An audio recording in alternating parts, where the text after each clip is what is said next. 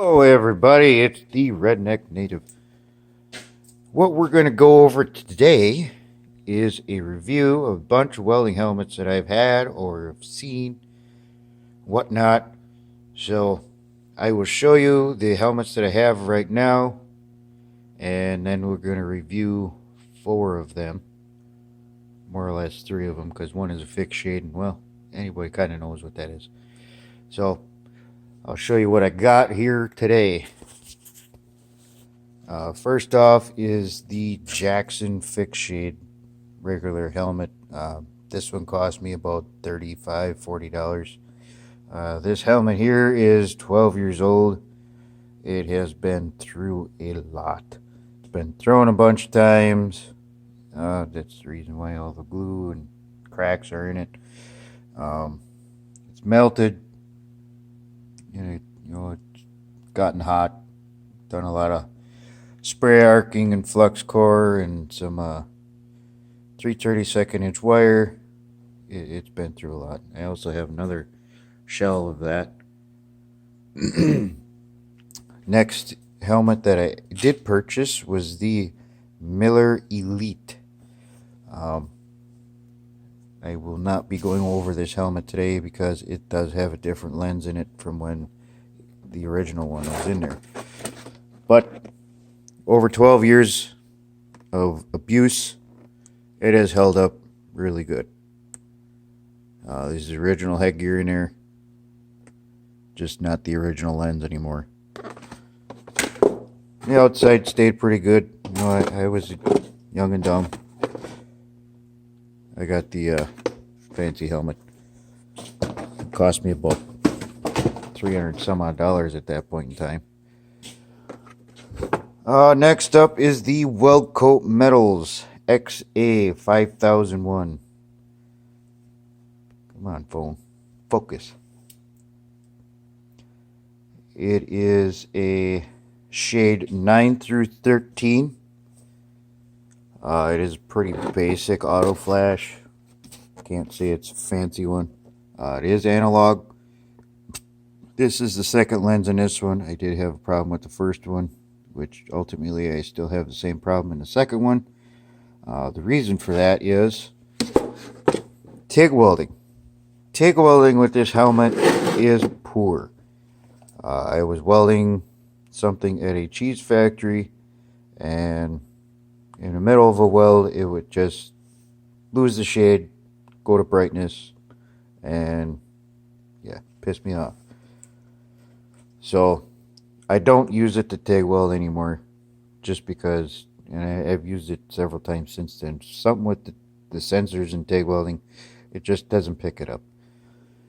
So that's what that is. $130. It's not too bad. The clarity in it is very good. It is a green shade. It does have a darker green shade to it. You can kind of see it right through this. It's pretty green. For today's standards and the new helmets, it's a cheaper one. Next helmet we're going to go to. Oh, and that one had a 3-year warranty with it. Next one we're going to go to is the Jackson bh3. The reason why I have 2 of them is because the first one that I had a problem with the lens where it would darken and then slowly it would come back up to having a no shade, or just a regular shade like this. It would slowly come back up to that. The first one was pretty green. It was, I don't know, I wasn't really impressed with it when I first got it.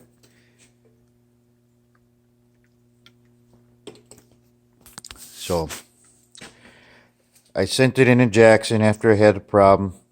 It took about 2 months, 2.5 months to finally get something back. I just got it back today, and they sent me a brand new helmet. So pretty happy with that. Not particularly ecstatic with the time that it took, but I believe they lost the lens that I sent in. Yeah, we'll get more in. Oh, sorry. This one has a 5-year warranty with it. So it was warranted and everything. It has the Balder technology. I'm not exactly sure why that's a special thing, but it is a analog helmet. It goes from shade 9 to 13. The viewing size on it is pretty decent. It's not huge, but it's not small either.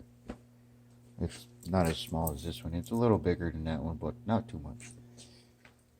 Next, we're going to go on to the Lincoln Viking 3350 4C.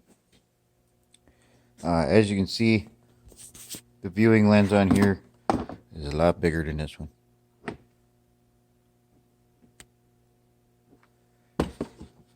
So this is the Viking 4C, or 3350 4C. It has a 3-year warranty with it. It goes from shades 5 to 13. It is an analog helmet, but it does seem kind of green, but it is very, very clear. I gotta say, this thing is one of the best things I've used so far. Not knocking Jackson, but these two they're very, very close in clarity, and I'll show you the light up shade. Yeah, it's pretty close. They're pretty close. And they're really close for clarity. Their clarities are phenomenal. Mostly on this review, I'm going to focus with the Jackson and the Viking. This one here, like I said, it's got a 3-year warranty. Next, I'm going to go over what comes in the box with these guys. So this one, I do not have everything in the box anymore, because I've had the helmet for almost 2 years. So what's in the box right now is your instruction manual, warranty stuff, the silica packet. What did come all in the box was some cover lenses for inner and outer. It did come with a bag, and it came with a decal sheet. So there's one of the decals. I got some more in my truck. It also came with a bandana, a chip foose bandana. The Jackson. This one came with, this is fresh today, so you're going to see exactly what came in this box. Plastic bag. The helmet came in, and your instruction manual. That's it. No cover lenses, no bag, no nothing. I'm kind of disappointed in that. I wish they would send some extra cover lenses. I don't need all the bag and, decals and shit. But I do wish that it, at least came with 5 outers and inners. I'll explain a little bit of the differences in the two helmets right now. This one has a pretty basic cover lens on the outside. The inside, it does have the special one. They are, pretty big. The bh3, oh, I'm not going to tear it off, but it has a special outer lens. It has a special inner lens. So yeah, those you got to order. The weldcote, that came with, I think, some outers and inners, cover lenses as well. Didn't come with anything else, which is fine.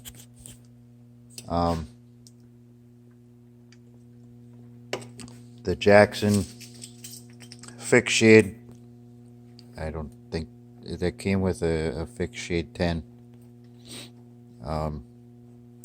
Not much else other than that.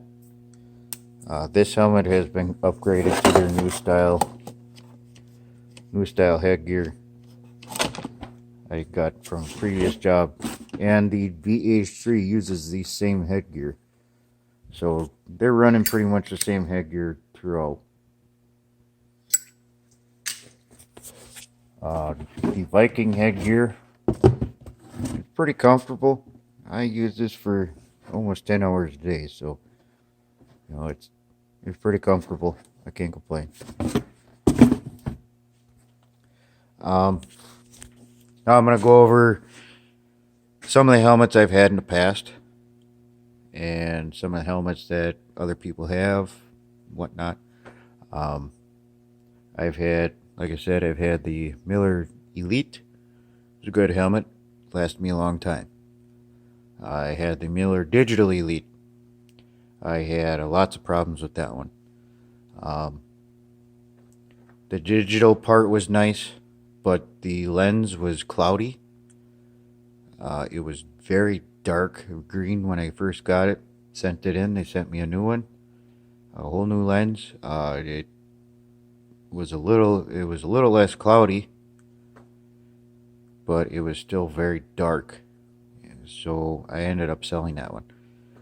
Then I moved on to a Miller Infinity, and it was pretty clear, still kind of green. Had a little bit of a blue hue to it, but it was an okay helmet. The headgear was really comfortable. It was really different. I wish I could, show you what it did or what it looked like, but I'm sure you can find some pictures for it. Wasn't a bad helmet. I just wanted something new. I really wasn't happy with Miller. I haven't had much luck in the past, obviously, with them, so I had a bad taste in my mouth. There's a guy at work that has the Miller T94i or whatever that one is with the side views on it. I don't know. It's pretty clear. It's seems like a decent helmet. It looks kind of bulky and big. It's kind of heavy. There's guys at work that have the Aesop Centennial A50. That one's pretty clear. It's not a bad helmet. I just didn't want to spend the money on it.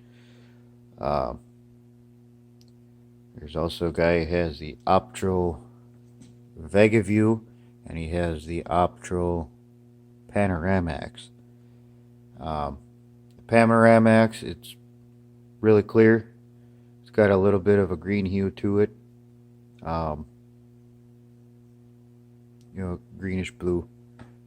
Both of those two have a green or a greenish blue hue to it as well when you're welding.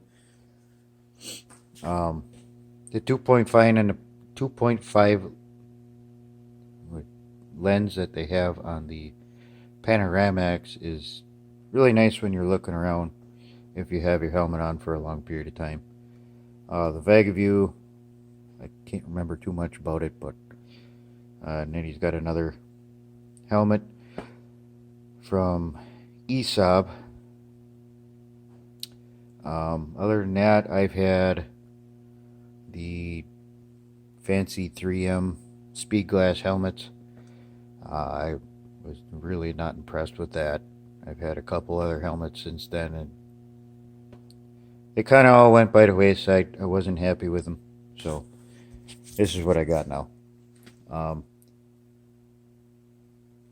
I've had the Weldcote for 4 years.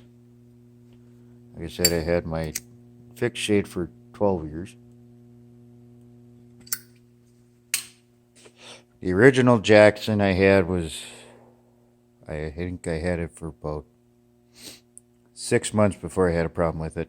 This one I just got today. The Lincoln I had for about 1.5 years now. So I can actually say exactly what I've had issues with and what I haven't had issues with. The pros and cons of each one. Obviously, the con of this one was when the lens went down, and I've been waiting for too long, in my opinion, to get something new. So without further ado, I'm going to do a little bit of welding so you can see the clarity and what each one of these helmets looks like when you're welding.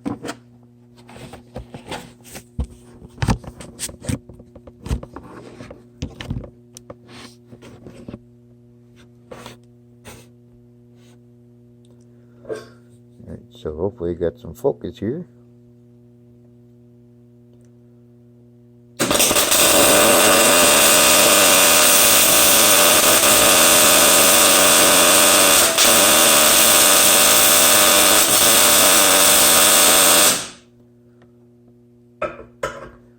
So that's how green that one is.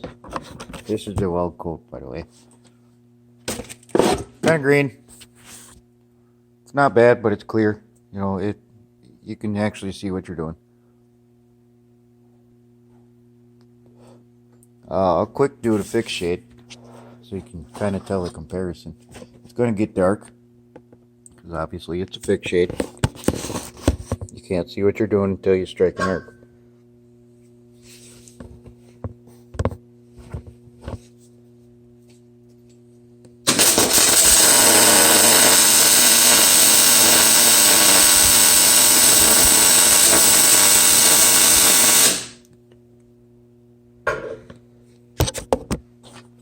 So that seemed a little bit out of focus, but you can see the difference. Now this is the Jackson bh3. You can see the light shade is pretty good. If my camera doesn't have a stroke here. Alright.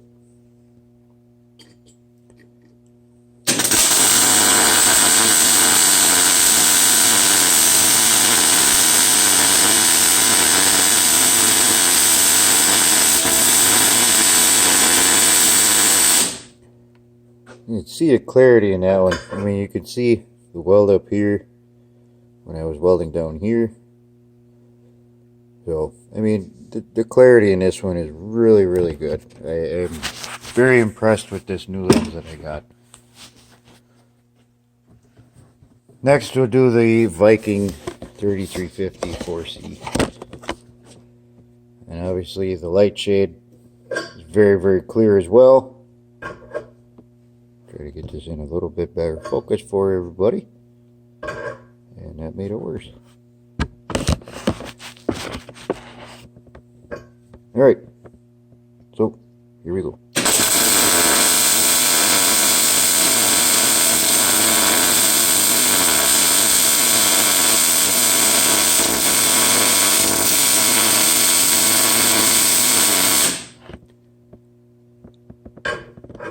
And I know my welds look like bird shit, but wasn't one for a pretty weld I was going for.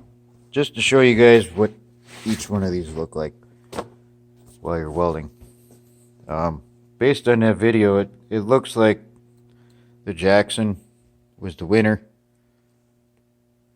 but in all actuality, between using both of these, I mean, when I did have this one, I used that one and my Lincoln on a regular basis, and I gotta say, they're pretty close to being, you know, top of the line of everything that I wanted. I use my Lincoln primarily for TIG welding. That's primarily what I do, so I need the clarity there. The Jackson, since I just got this one today, I did a little bit of TIG welding just to do some repair work on some galvanneal crap. I could see very, very well with it, and even MIG welding I could see very, very well. It was very, very surprising compared to this one that I had. So I guess in my mind, I will see what the Jackson has for durability in the future. And in my future videos, I will let everybody know how it is doing and whatnot. But to me, a clear winner for me is the Lincoln Viking.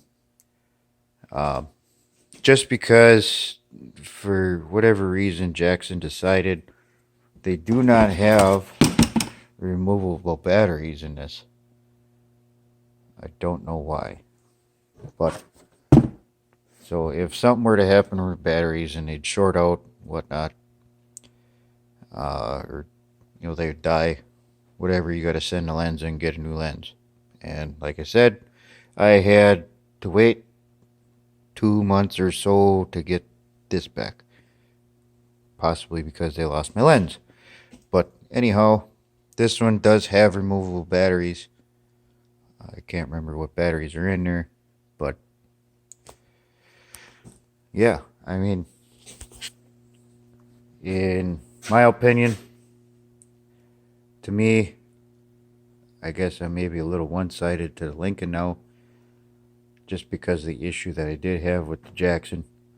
But they did right the wrong, so I can't, blame them entirely. So my winner would be the Viking. Very close to that would be the bh3. The weldcote, I would say it would be a good hobby helmet, whatnot. If you're looking for an auto flash, a cheap one, if you're just getting in a trade, it's a decent helmet. If you're looking for a fixed shade helmet, I would definitely recommend a Jackson. Jackson held up very well for a very long time through a lot of abuse.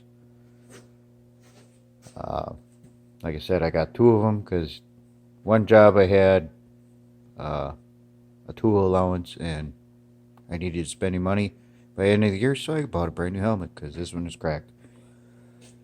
But other than that, I guess I will show you the welder I was using. I was using the Miller Matic 200. Like I said in the last video that I put up, this is one of the best welders I've ever used. If you have a chance to buy one, buy it. No matter the money. I mean, this thing is awesome. I don't know if I can really spray arc with it. I haven't really tried too much, but I don't know. For my uses, I haven't had to spray arc anything, so yeah. Other than that, I got my little Metal Man Inverter 80. It's not bad. I think it was $180 at the local Fleet Farm. And yeah. So I guess I will say see you later. Have a good one and keep welding.